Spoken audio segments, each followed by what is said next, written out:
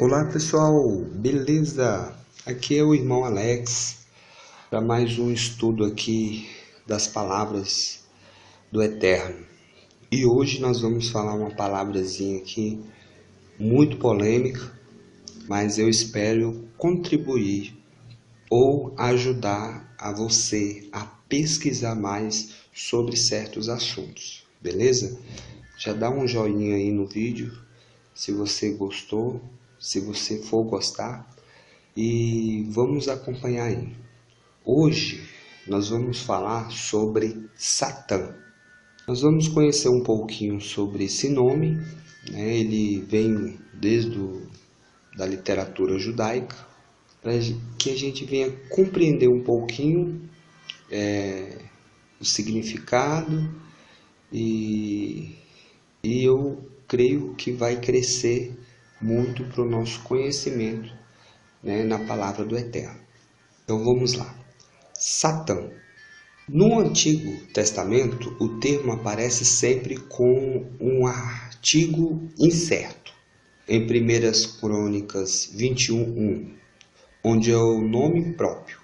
Isso é um desenvolvimento devido ao pensamento mais tardio. A Septuaginta frequentemente traduz o termo por diabolos, acusador ou caluniador. No Antigo Testamento, os termos gregos Satanás, Satã e diabolos são usados indiferentemente. O significado básico de Satã é o de acusador num tribunal. Contudo, a maioria das ocorrências do termo no Antigo Testamento documenta o uso no sentido metafórico de adversário. No Antigo Testamento, o termo significa acusador em Salmo 109, verso 6, e adversário militar ou político em 1 Samuel, capítulo 29, verso 4, em 2 Samuel 19, 23, 1 Reis 5, 18. Os adversários mobilizados contra Salomão. 1 Reis, capítulo 11, 14, 23 e 25. Porém, sugere o uso do termo que aparece mais tarde, pois esses adversários são mobilizados pelo Eterno em punição dos pecados de Salomão. O termo significa simplesmente adversário. Em outros usos, o adversário é um ser celeste. O anjo se postou no caminho da viagem de Balaão para Balaque. Números capítulo 22, verso 22 ao 32. O conceito de Satã, que parece ser a base das especulações judaicas mais tarde, aparece em Jó, capítulo 1, verso 6, capítulo 2, verso 1. Aqui, os filhos de Elohim são reunidos no que parece ser uma assembleia ou uma sessão celestial. Entre eles está o Satã. Ele não é um espírito do mal, do tipo que aparece na literatura mesopotâmica e judaica mais tarde. Demônio, né? É um acusador, é um funcionário ou um promotor celeste, cujas funções é questionar e testar a genuinidade da virtude humana para realizar o seu trabalho. Ele tem o poder de afligir o mal aos homens, doenças, catástrofes naturais, agentes humanos. O conceito é parcialmente teológico e parcialmente mitológico. Os males que na superstição antiga eram atribuídos aos demônios são aqui atribuídos a um agente do Eterno. O esboço desses infortúnios é provar as reações dos homens. A virtude não é autêntica, senão superar as adversidades. Essa concepção de um acusador ecoa em Zacarias capítulo 3, no verso 1º e 2º, e em 1 Crônicas capítulo 1, verso 1. A peste, que na concepção mais antiga era obra do Eterno, é na concepção mais recente do cronista atribuída ao agente de catástrofes e de punição, já possui o nome próprio, Satã. Beleza, 2 agora. Literatura judaica. Na literatura apócrifa, Satã, ou o diabo, ou diabolos, adquire uma forma mais definida. Aqui agora na literatura judaica, viu pessoal? A obra da tentação, que em Jó é posto à prova, tornou-se obra da maldade. Os males que Satã tem o poder de infligir são causados pelo seu ódio aos homens. Satã é o príncipe dos espíritos maus e o tesouro da casa do diabo. Está cheio de veneno dos espíritos maus. O espírito do ódio age com Satã para causar a morte do homem. O homem deve ser capaz de distinguir o anjo do Senhor e o anjo de Satã. O demônio foge daqueles que vivem na justiça.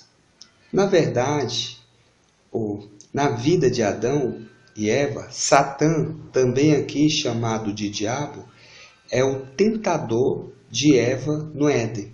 Ele não se identifica com a serpente, mas fala através da serpente, disfarçando-se em anjo de Deus. Quando Adão pergunta-lhe sobre a razão do seu ódio pelos homens, Satã explica que foi expulso do céu por Miguel. Por que recusará adorar o homem? Imagem de Deus. No livro de Enoque, a palavra é usada no plural, os satãs. Eles tentam os anjos, caluniam os homens piedosos diante do Eterno e punem os condenados. Satã desaparecerá no milênio e na era messiânica. Não é claro se desaparecerá por aniquilação ou por detenção. Sabedoria 2:24, que atribui a entrada da morte no mundo pela inveja do diabo, revela a influência dos livros apócrifos. A maioria dessas concepções ecoa no Novo Testamento. Então, aqui está bem claro que a maioria das concepções da literatura judaica ecoa no Novo Testamento, ecoa no cristianismo. Vamos lá. Não há considerável diferença de designação entre os títulos usados pelo Novo Testamento, de Satanás e Diabolos.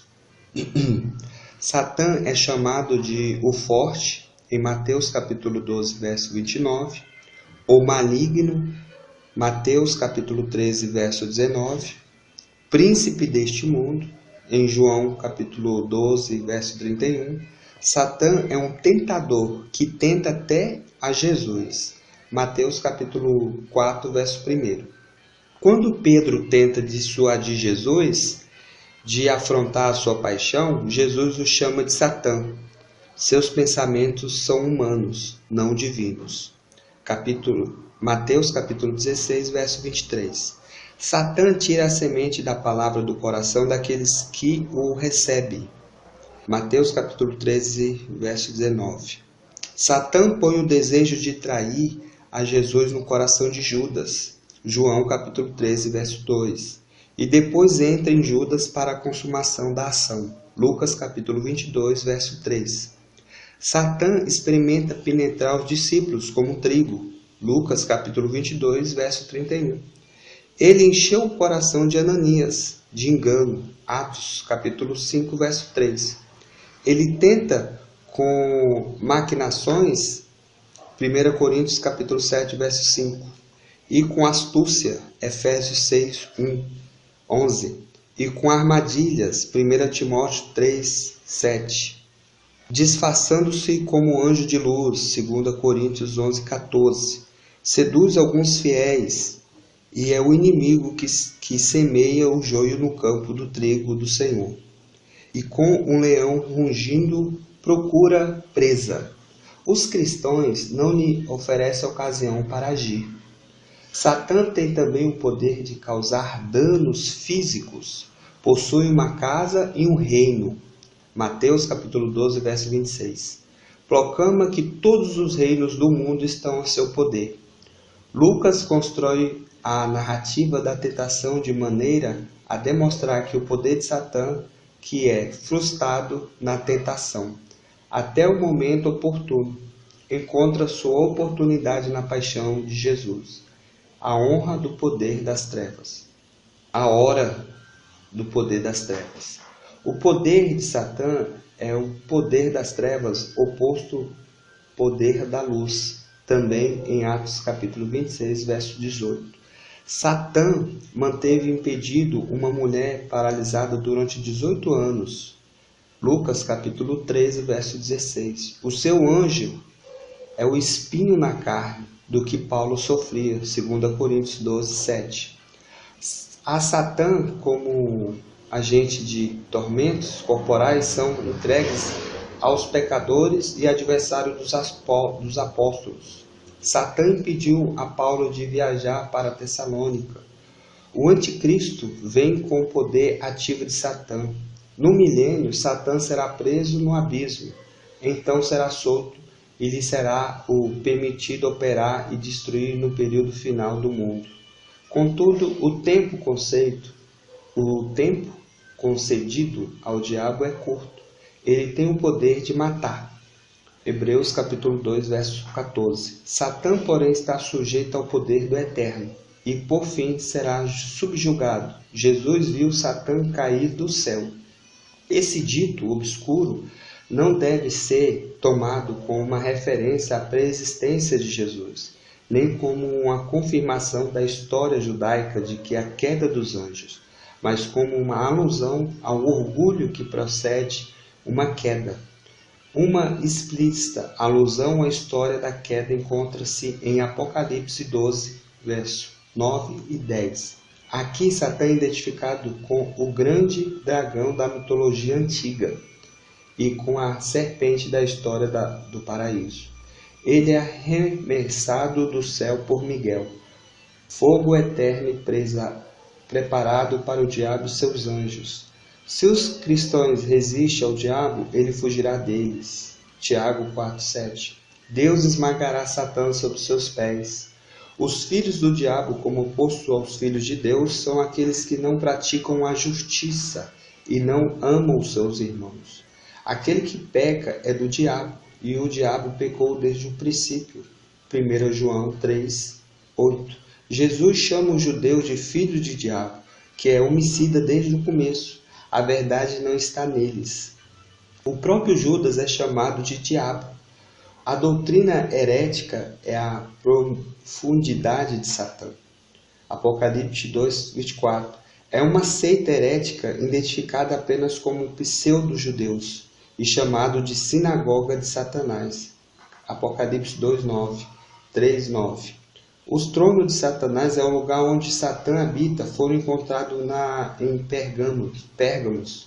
Essa alusão críptica provavelmente indica um ou mais dos famosos santuários de Pérgamos, talvez o altar de Zeus ou o templo de César.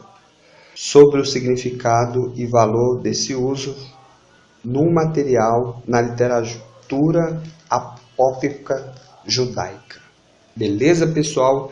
Terminamos aqui, então, um pouquinho sobre Satã.